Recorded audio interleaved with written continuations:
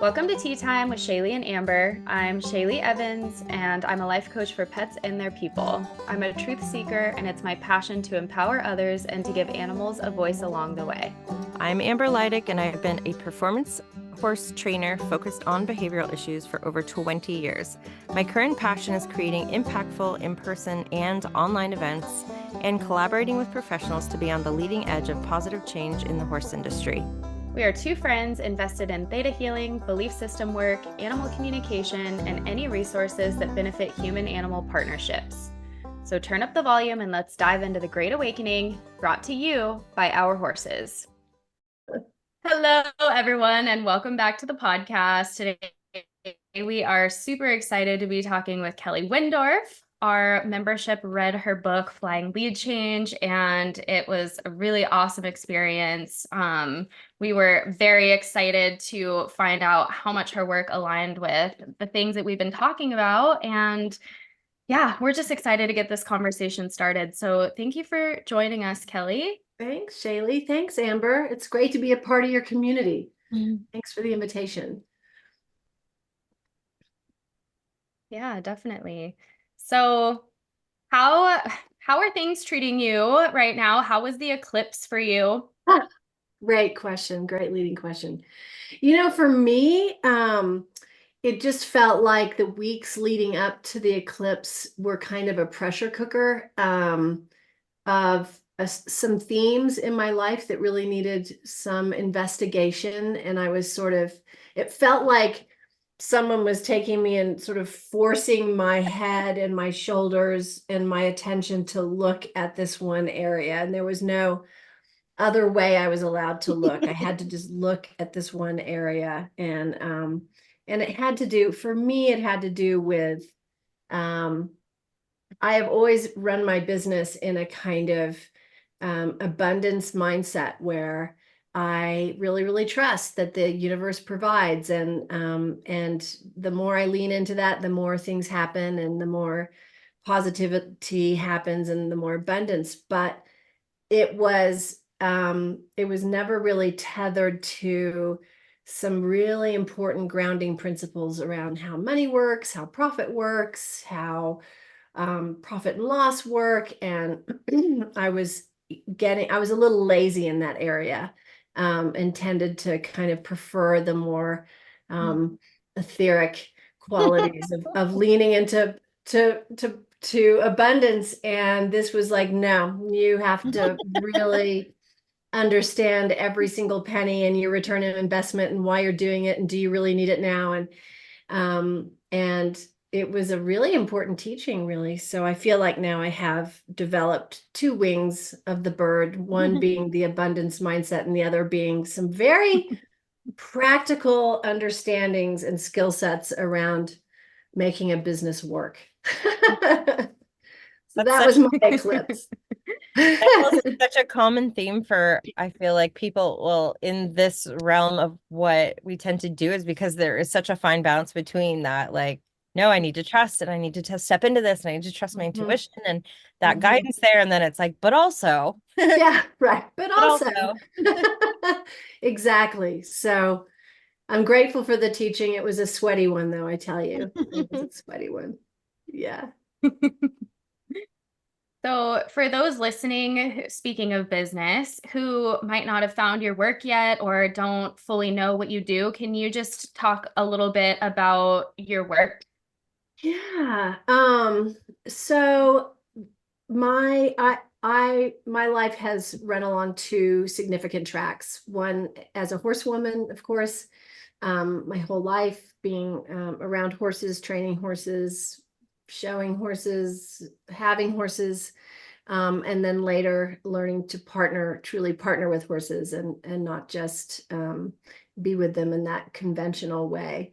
And then the other track is kind of human development and human transformation. And that was really inspired by what I learned from my horses, because the sort of human that I had to transform into in order to be a worthy partner to my horses was a really powerful journey. And so my work is all about opening the doors of possibility for people that they can be the best human that they want to be, and that they can create things in their life that they've always aspired to create. And so you call it a leadership and personal development organization. That's sort of the term for it. I'm a coach, and I love to also partner with nature, with horses, to bring about transformative change for my clients. So a lot of my work is remote and like this, on Zoom or on the phone. And then for those who can make it to New Mexico, I do retreats and workshops and private coaching in the company of my esteemed colleagues, my 8 equines here in Santa Fe. Yeah. I love that. And I love like the way that you talk about the topic of leadership, especially just so going to your book, the leading behind chapter, something that I was really excited about reading was like your list of attributes that you collected from the horses and from people. And when I read that they are not the most interesting person in the room, that really resonated with me because I have always, me personally, have been someone who likes to just dabble in different things as I'm inspired. And I feel like I would call myself, and I don't know if it's a New Mexico thing, but I was such a like a backyard kid, like I just was out with my horse. I was riding through the hills. I was, galloping on the dirt roads. And I found that I feel like learning knowledge for the sake of learning knowledge is kind of, it's like a lost art. And learning to be led and learning to lead just for the sake of that, for the sake of being, is such a lost art. And I just appreciate how much you talk about learning from the horses, because we're in such a driven world where it's like, get this certification and get your validation from this person and then get your validation from this. And there's so much like bringing us outside of ourselves. And I feel like society kind of teaches us we have to be, a certain way or learn a certain thing before we can lead others. And, when you think about it in the horse community, like they're not handing out certificates.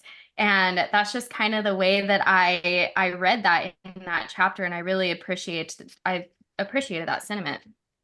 Yeah, and thank you for that. And I'm curious how that learning for learning's sake and learning from nature has, benefited you in your life. What makes what makes your journey different from most, because you have learned in that way?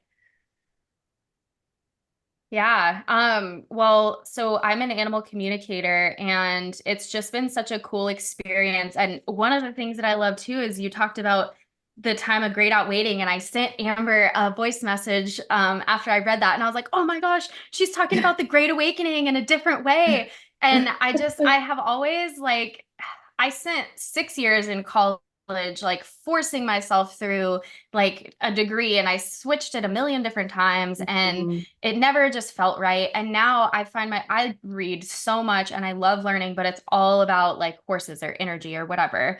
And Mhm. I loved that you talked about the great out waiting, because something that the horses have been guiding me towards in my animal communication practice is what I've been calling the Great Awakening, which is this move away from entitlement to another, to their Yes. physical state of being, to their emotional state of being.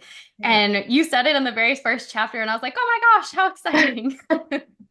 Isn't that terrific? We find out that even though we've come from very diverse backgrounds and circumstances, that we're all on this same page. And I get really excited when I think about it. And you know, it's it's fascinating that we are in these times of waking up to the ways that colonization have have shaped us, but that is not the way we need to be. As you call it, the age of entitlement, this age that assumes that we are separate from each other, that we are separate from nature, that there is good, bad, right, wrong, shame is sort of the guiding principle. And that has not been the story of humanity for the entirety of our trajectory on Earth. It's a very new, relatively new, about 6,000 years. It's a new cycle of humanity. And it's not the way we've always seen ourselves. It's not the way we've always related to our life here on Earth. And so I believe that part of this awakening is to wake up from the trance of colonized thinking. And when I say colonization, I'm not just talking about geopolitical lines and racism. I'm talking about this very ubiquitous belief that we are individuals, that we are separate, that humans are superior, that logic should be valued over, intuition and emotions, all of that kind of thinking.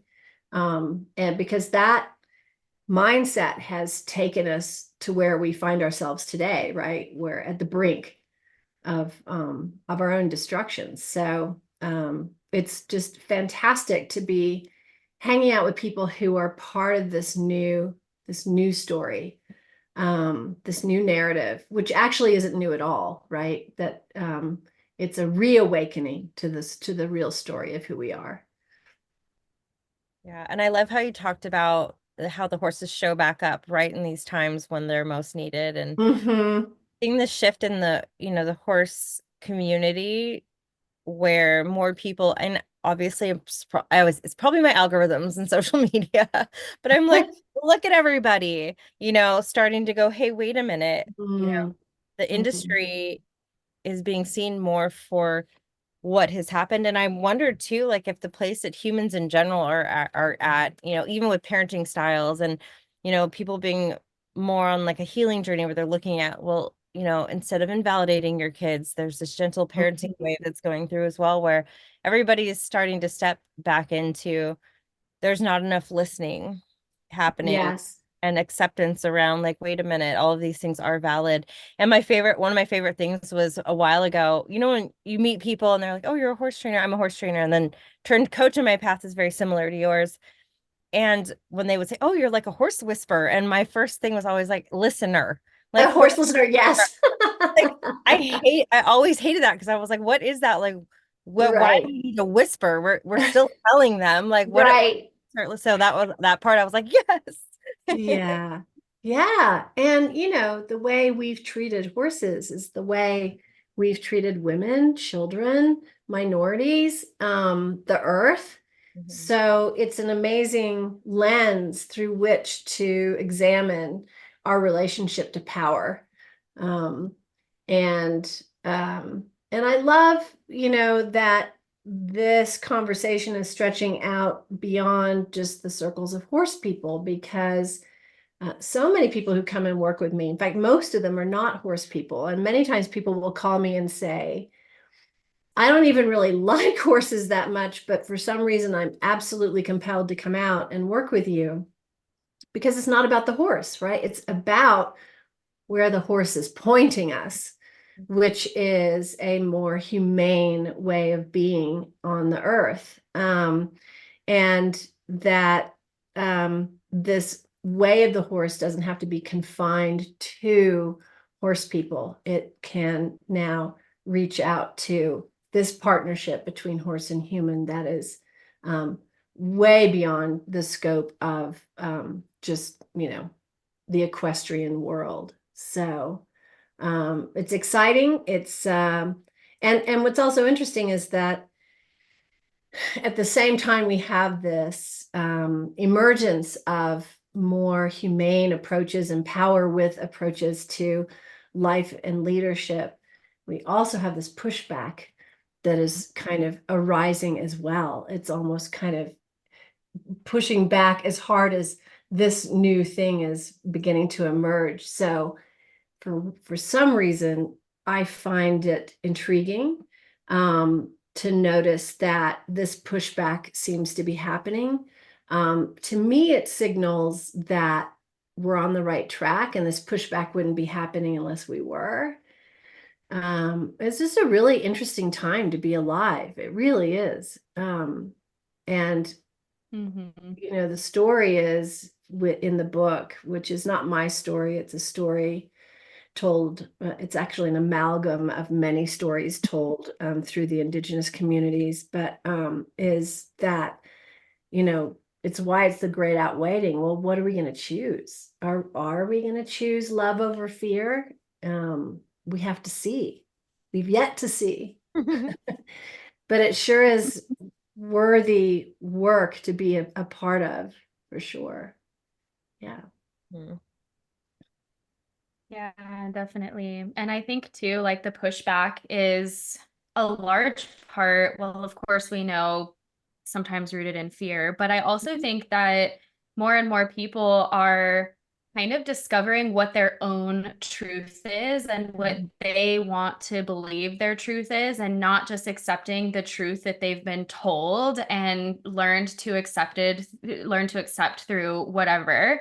And I really feel like I see that in my own clientele, where it's kind of like, oh, I was told my horse was this way and always going to be this way, and I just accepted it. And the horses are like, why are you accepting this as your truth? Yes. Like each moment Yes. is a new moment. And yeah, that pushback, I think, is when people don't want to really look at that. And they're, because there's a lot of vulnerability that comes into saying, like, okay, I think too, it's like admitting you were wrong at some point. Yes. And I feel like it doesn't necessarily have to be a declaration, but just like within yourself, like, okay, I've been doing this a certain way. It wasn't working out for me. Let me try something new. That is Yes. like such a power move and so difficult for so many people to do. And I It think that's where the is. pushback comes from. Yeah, I really want to acknowledge your articulation of that phenomenon. I think you're so right that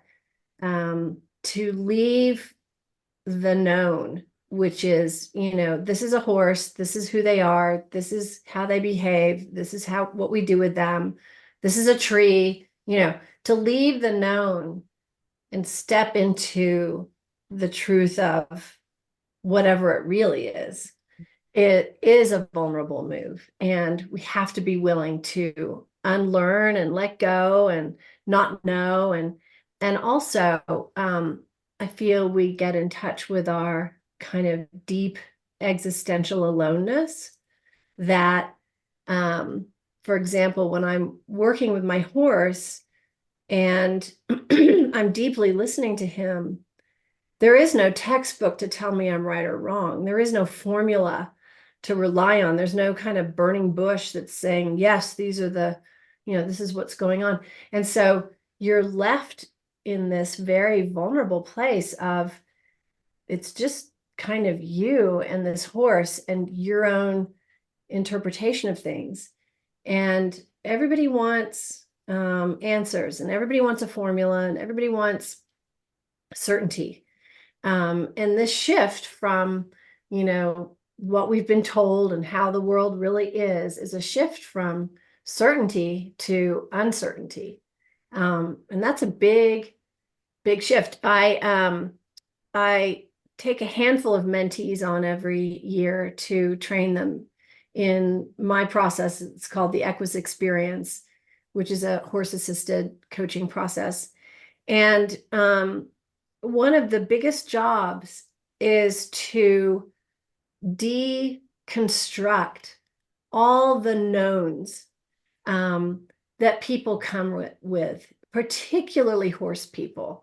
If a horse does this, it means that. And wait a minute, you let people lay down in the paddock with horses and there's no, lead ropes and halters, and oh no, what if someone gets stepped on? And all these judgments and narratives and stories about what could happen in a space, and teaching them that in the name of safety, they're actually creating a lot of limitation and frankly, a lack of safety because of all this known stuff that they're trying to hang on to, instead of being acutely present in the moment to the horse you have in front of you in the moment and the person you have in front of you in the moment.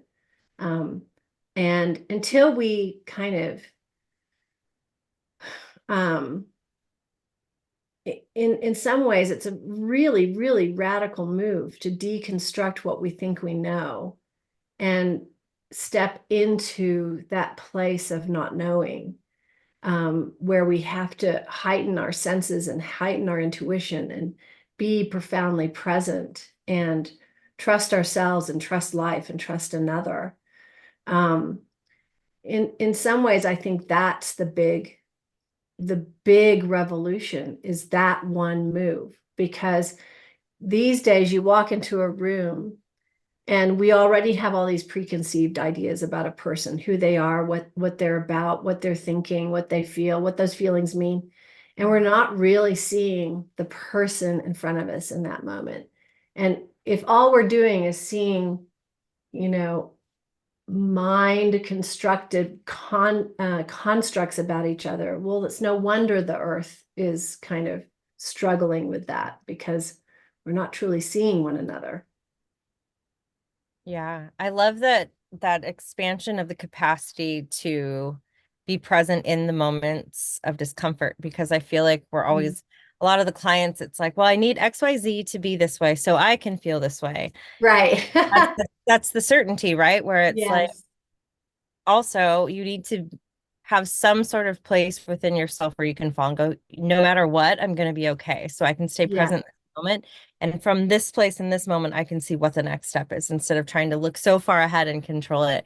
And I Yeah. loved that ability too, because I feel like when I was doing the horse training stuff more, that's what I was doing with the horses. It wasn't trying to modify the behavior. It was like, you're never going to be able to desensitize them to everything that is going to come. And I worked with police horses for a long time at the police department in the mounted unit. And that was the thing. There was no way. We were taking horses downtown. There were street lights. There was, and it was like expanding the capacity to be able to regulate their nervous systems or feel safe in their own body in those moments was so much more important. But I think it's like Yeah. something that conversation is so lacking in the horse training and human in life in general, is that Yes. you run around the certainty. I need to control all the things and then I'll be fine. It's like, but that's not real, so I loved Mhm. that you talked about that. Mm, true. So true. Very cool. Yeah. I think a big piece of that too is people forgetting their connection to source and believing that we can pick and choose who or what we're connected to. Like I'm not connected to this person because I don't like them, but I'm connected to this person, or I'm not connected to this horse. And it's like, I kind of laugh now, like the more deep I get in my spiritual journey, because I'm like, you can never disconnect. Like we are all made of the same matter. We're all Right. energy. And just, yeah, like I just remember like being a kid picking up a snake in the backyard and my mom freaking out. And she's like, I can't believe that you picked up that snake. How do you know that he wasn't poisonous and whatever, whatever? And I had no fear in the world. I was like, oh, well, I just cared about him. I needed to move him out of the way of the horses. Mm, And I feel like we're just born with that innate care that, when we're kids, we see our siblings cry, we typically cry too. Like we have a lot of that empathy that, and speaking of care and empathy, one of the things that you mentioned in the book is that care is a misunderstood phenomenon. And I would love for you to talk about that because we both really resonate with that as well. And that was yeah. my favorite Thank part. I you. was like, this is the best. I'm like, did you read this? Well, I learned this from my lead mare, Artemis, and later it was reinforced by some of my indigenous mentors. But leadership from a horse point of view is about care and presence. The, I think most of your listeners already realize this, so I'm speaking to the choir here, but it's not dominance and power over that creates a real leader in a herd. It's care and presence. But what is care? Like when we say care, the word has been very much domesticated. The word sounds really soft to our ears, because care is sort of like, oh, caring. Mhm. And it sounds sentimental. But when you look at care from the horse herd point of view, or you look at care from an indigenous point of view, which is, a very ancient point of view. Uncle Bob, my Aboriginal teacher, his culture is 60,000 years old. Care is incredibly robust. It's not about caretaking. It's not about, oh, you need care. It's about clarity and boundaries and serving the whole and a kind of strict alliance and adherence to the principles that keep a herd intact, safety, connection, peace, freedom, and joy. And so in one moment, care can look like, well, if we look at the horse herd, care can look like mutual grooming, or care can look like a mare sending a little colt out away from the herd because he's misbehaving. That's also care, because it's serving a greater good, a greater order of things. And this kind of care also, one of the really big things I learned from Artemis is how her care for the herd doesn't cost her. She's not losing sleep over what other horses are doing or not doing. She's not over meddling. She's not micromanaging. She's a master at conserving energy, because to an animal who is an animal of prey, energy is everything. Energy means I can get away from the lion or I can't, or I can get to the watering hole or I can't. And so care has to be able to be levied in a way that we conserve our energy. But humans didn't get that memo. We're expending energy all over the place, We're always responding to artificial emergency through social media and the news and everything else and text messages, and we have to answer right now, and technology gives us a sense of urgency. And so our energy levels are consistently depleted because we're there's sort of the tyranny of access that technology does to us right now. So I guess the invitation is to seek care in a much more holistic way. That care of the whole is also includes me as the person who cares, that I am taking care of myself. I am honoring my boundaries. I am conserving my energy. I am connected when I set my boundaries, but I'm clear and direct and forthcoming. And yeah, so it's just a much more robust picture. It's not this kind of soft, sentimental, turning oneself into a pretzel, bending over backwards version of care that, and that largely, frankly, the patriarchal culture has impressed upon, particularly women, of what care is supposed to look like. And it doesn't look like that, at least not from the points of view of those who have spent much longer time here on Earth than us.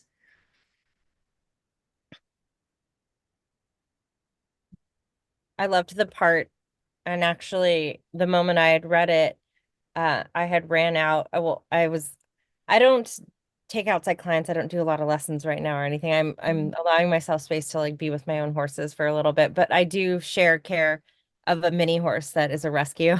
Mm-hmm. And I had read the part about making requests, and there was so much value in that for me because I still am in this weird place where I've moved away from training publicly because I learned enough to where I was like, now I don't know what I've been doing this whole time. And Right. I don't know if I should even be touching horses, honestly. Like, so I was in this weird space of, okay, I'm not going to touch horses. I'm going to go out. I'm going to be with mine, and I'm going to let them kind of guide me a little bit more. But it was this balance of people allowing their horses to make, their idea of even care would be, well, they get to do whatever they want. I'm here to serve them. And we don't have clients come to us. We say this all the time. None of our clients are people that are takers. They are all givers. And Right. what we're trying to do is rein them in, like, also though, to yourself, right? So that's just who we attract. And so our conversation is usually the opposite direction. And so to be able to go, I read that piece and I was like, oh my gosh, that makes so much sense. And then when I went out and she was struggling with him, and I was like, you need to read this book, because I was like making this request. Like, that is such a vulnerable thing to request something of someone. Yes. I mean, and then, have this uncertainty of, will it be rejected? Will they want to move away from me, and go back Right. into that certain uncertain? And also it feels like going into the ability to receive, because Mhm. Yeah. reciprocity that I feel like wants to exist with the horses and the people, and our people get so hung up and we need to do and help and serve. And I'm like, yeah, but they have things to share too. So Yes. let them give to you. That's right. That's so right, Amber. The Whenever I've spent time with Thunder Bear, who's my ranch manager and a Pueblo Native American, and Uncle Bob, the the the balance of energy is always in a mutualism, taking and giving, receiving and giving. And if it's overdeveloped in one area, it doesn't serve the whole. And so the reciprocity of making a request, receiving a request, making a request, and receiving what you're asking for is all part of, well, just like I talked to you earlier about two wings of a bird, right? That you have to have that mutualism where both energies that are seemingly polar opposites, those two have to be conjoined um, in a healthy system. And as a recovering pleaser, as a recovering caretaker, it is really intense work to be vulnerable enough to receive.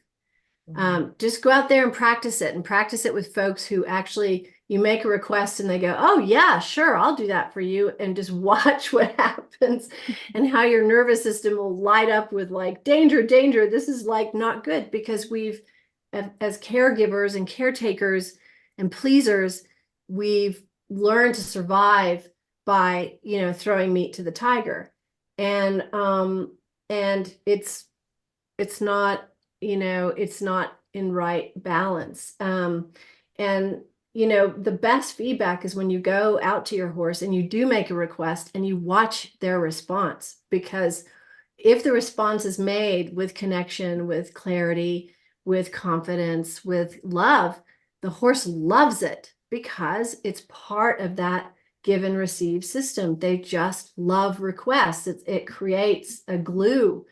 And there's this beautiful story in the book about when I was first learning about more relational horsemanship. My mentor in Australia and I were working together, and I was making a request to my Frisian, who had been very badly abused before I had him. And for whatever, it was a simple request. It was disengaging his shoulder on a 20-meter circle, and I was on the ground and he was doing it free lunging. But it was it was a really tough move for him, because it was that shoulder that the horse had been sort of flogged repeatedly, and he was getting more and more upset. I wasn't knowing what to do, and so I just lost trust in my request, and I felt like I was imposing something terrible on my horse. And who was I to do that? And I was really in the middle of this transition from conventional horsemanship to the great unknown of what we're all in right now. And I just threw my stick down and marched out of the round pen. I'm like, he can just be in his paddock. I'm going to go home. At least that way no one suffers. And which was the stance I had been taking in my life personally, because I was making requests to people I cared about and they were having a fit about it. And so I was just electing to go underground rather than really show up with my requests for what I needed and what I wanted. And my mentor, her name's Louise Kropak, and she said, you're right. No one will suffer. You're right. But no one will benefit either. And I was like, what do you mean? Well, there's something that can happen between the two of you that isn't possible unless you are doing it together. Mm-hmm. So it kind of broke me from this trance of like, oh, like I'm actually robbing my horse of something possible because of my ego to be the nice one, right? There's an egoic structure of being the pleaser, being the nice one, being the one who's gonna bend and da da da da. And it's actually not so nice. Not really, not to the whole system. And so I was like, oh wow, I'm actually depriving he and I of something because of my need to stay small.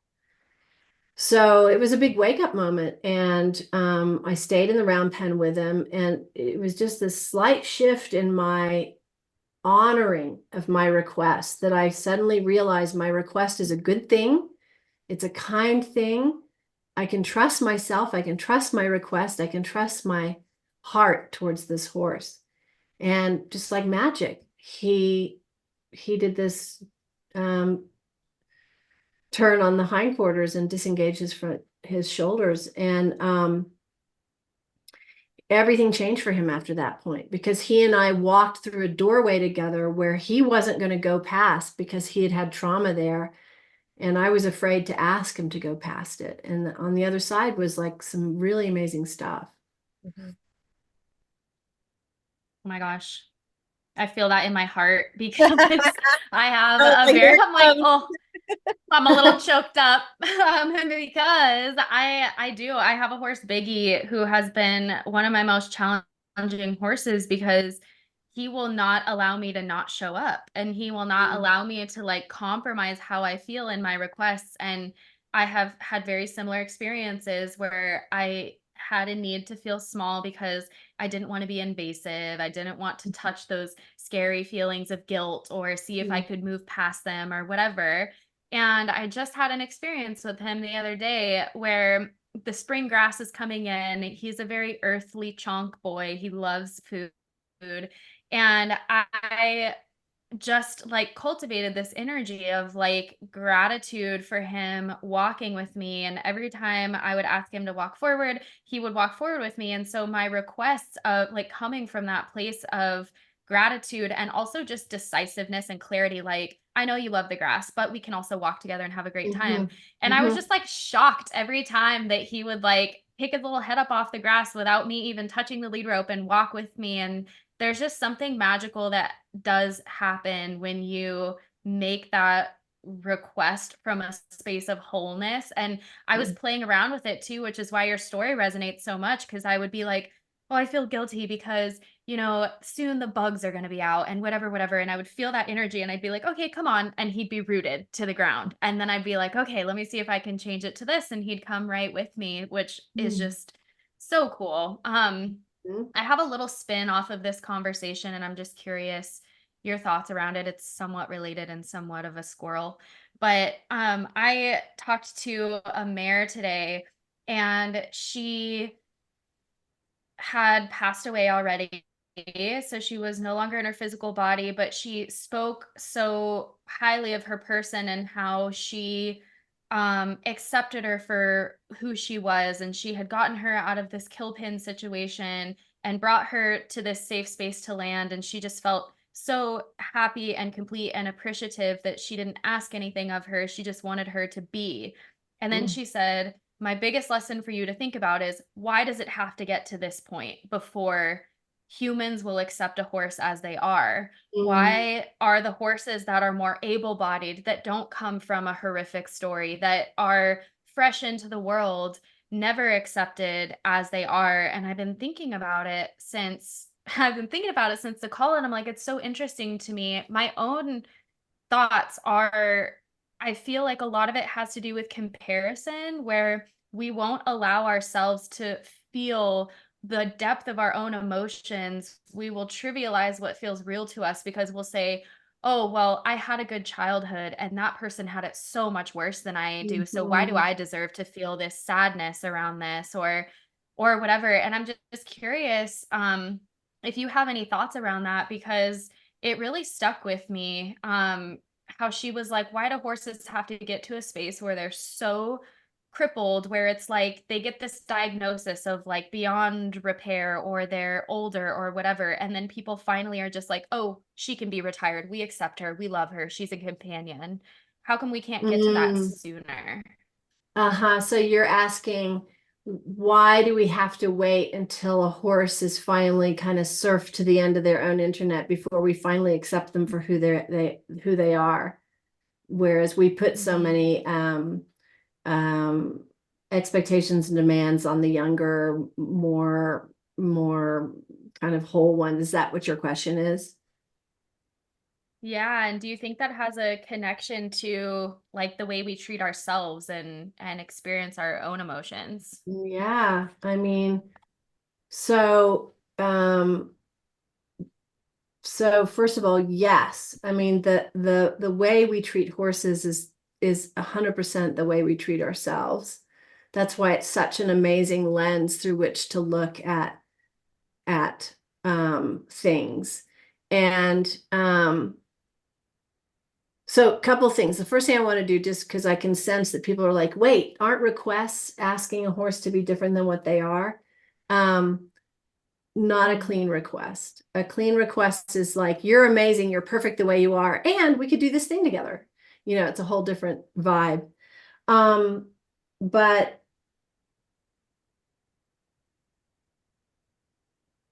part of the colonized thinking that we've been talking about presumes that it upholds a lot of narratives. You know, we're separate, we're broken, we aren't okay the way we are.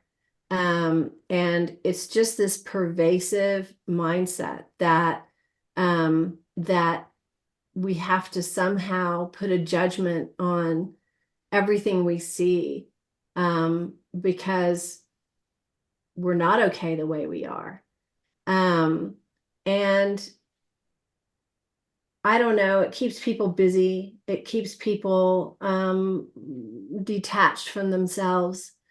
There is a real surrender in that place of, I'm okay just as I am.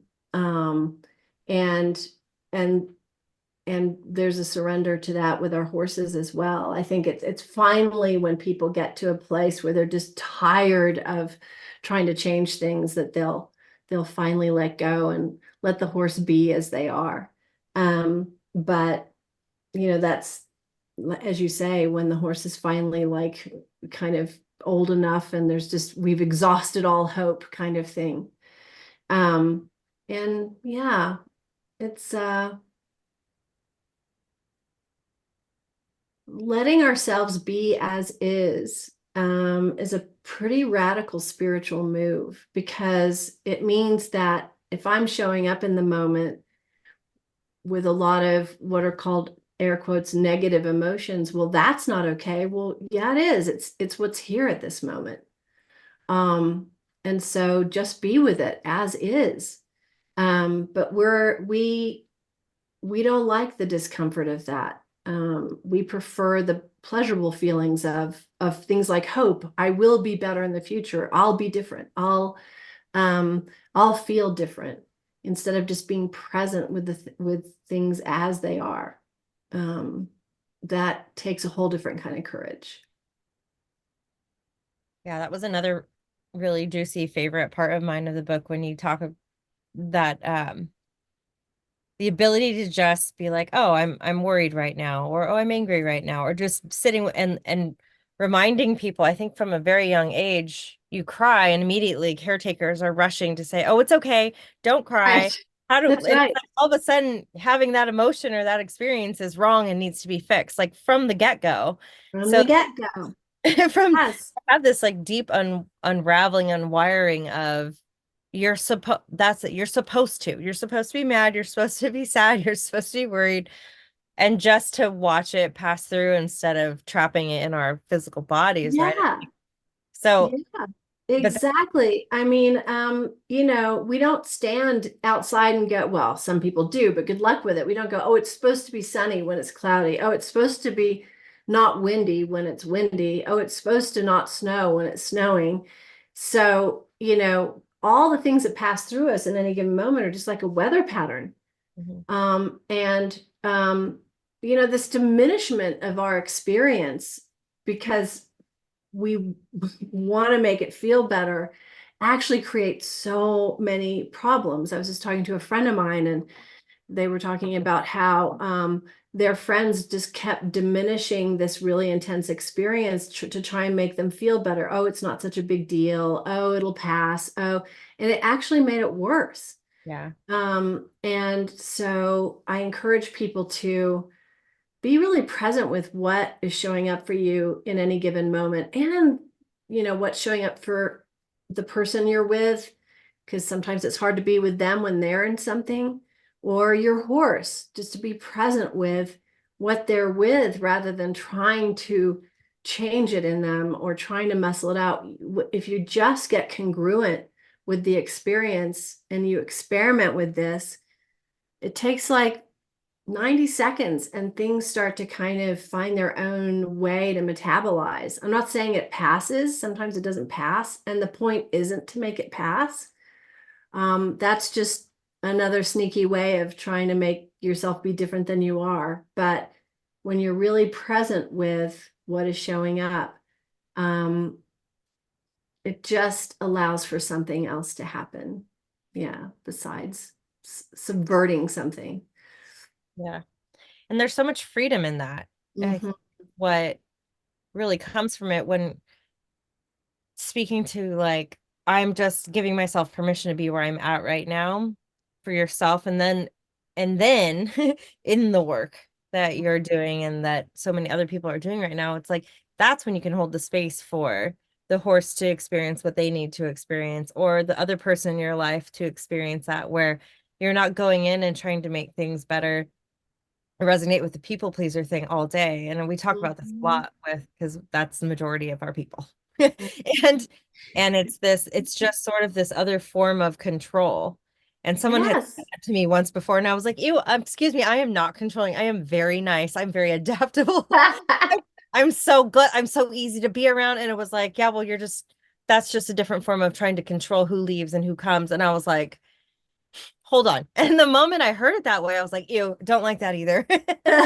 Yeah, good point. It is. It's very controlling. And you can Yeah. feel, and it's like the energy behind that is much different. And I think you were speaking earlier about making requests of the horses and Shaylee's story with the grass. And it's like, most of the time I tell people it's not your words, it's the energy behind it. So why are you making this request right now? And if you can get to the bottom of it, is it self-serving? Is it Mm. a control thing? What is it? It's just, you can have the perfect timing with the rope or the whatever, and two people can do the exact same maneuver in the exact same spot, but how you feel internally about making that request is actually what the response that the horses are going to give from you.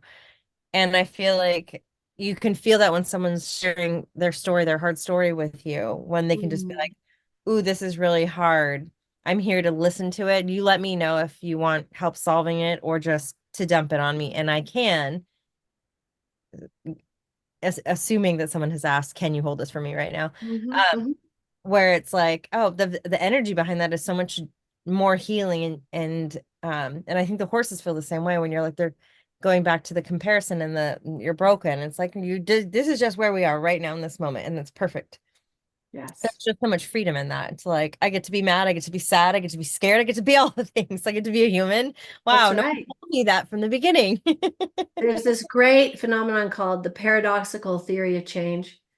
And it's about how when you really sit in pure presence without the need to change anything, everything can change. Hmm, Yeah, so good. yeah. So good. Energy is everything. Well, Shaylee, how are you? We're getting towards the end of our hour, so I just want to make sure everyone's feeling. There was a list. There was lists. There's so many. This happens every time we have a guest on where we could go I'm from. sure I just really, I really acknowledge the community you pulled together of, clearly such aware, awake, present, attuned people. It gives me just a lot of delight to know that you all are out there in the world. Yeah. Mm, yeah, I feel like every time we have a guest on, it's like we get to connect, and so much of the stuff is aligned, but like to show people as an individual and the way you show up with your own medicine is so different and diverse that there is Mm. real competition, or there's no like, It's like, no, it's this co-creation and everyone's doing it their way, and gives permission to people as individuals to find their own Yes. what is it that you're trying, even if it's just, I say there's a person that helps me sometimes with the program that we upload all this stuff, and I'm like, her and herself, she is a healer and my Kajabi angel, because I have questions, like she shows up for me, and it's like, and then all the stuff gets to go out to the people. It's like your Mhm. medicine can look like whatever it needs to look like, even if it doesn't look like you're in a healing space necessarily. So Indeed. I love being able to connect with this like diverse Yes. people doing it in their own way, I Bailey. think the piece I would end on is this little, I don't know, I guess it's a quote that I highlighted in the book, because it's something that I really, being present is something that I have really been working towards. And it's so interesting to me how difficult it is outside of the horses. Like when I'm with my horses, I can be present. I'm not thinking about this or that, but I've been trying to take that energy outside of the horses. And I have this incessant mind chatter that is always like, oh, what should I be doing, or whatever, whatever. And I highlighted, don't let your dreams obscure the joy that's already there, because I am someone who is very motivated by having a goal. And Hmm. I've really been trying to put this into practice where I'm like, there is so much joy in the moment. And like, I think a lot of times, or even just the old me that would read that, I would think like, okay, my 5, 10 year goals, whatever, like, don't let that get in the way of like really enjoying the journey. But I'm reading that from such a different place now, where it's like, okay, it's pouring rain today. The weather is really bad. I wanted to do certain things with my horses. Don't let the dream of sunshine obscure the joy that is within this actual day. Like, where can I find that joy today? So I just think that's such a, I just Yes. loved that piece. And I've really been trying to live that and see dreams not as just like these human goals, but even just like these little comparable moments that I might be using to hold myself away from that joy in the moment. Yeah, beautiful, beautiful. I'm so glad and that quote comes from Frederic Pignon, who was the founder of Cavalia. So it's it's a beautiful thing, and I'm glad you've taken that on. Beautiful. So Well, thank you so much. Thank you. I people really want, appreciate this time together. if people want to learn more about you or your programs, because I know you do have in-person, do we talk about that at the beginning a little bit, but you do have in-person retreats in New Mexico at your facility. And what are the other ways that people can Yeah, we also have a lot of virtual stuff. So I've got a class coming up this month called How to Lead a Transformative Life, which really uses nature's blueprint for evolutionary change to help us figure out our seasons and phases of transformation. And that's an online virtual class.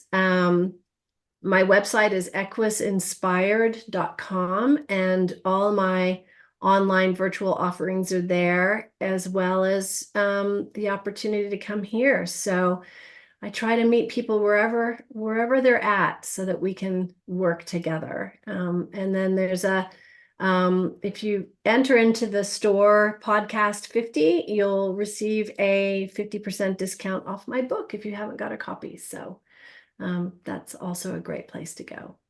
Thank you so much for this opportunity. Yeah, it was so fun to connect with you. I love doing these. It's just great to get to meet the other people that are out there doing the things. Yeah, you too. And just all the best to both of you, Amber and Shaylee, with the work that you're doing. Really important work. Thank you. Thank Thank you. you.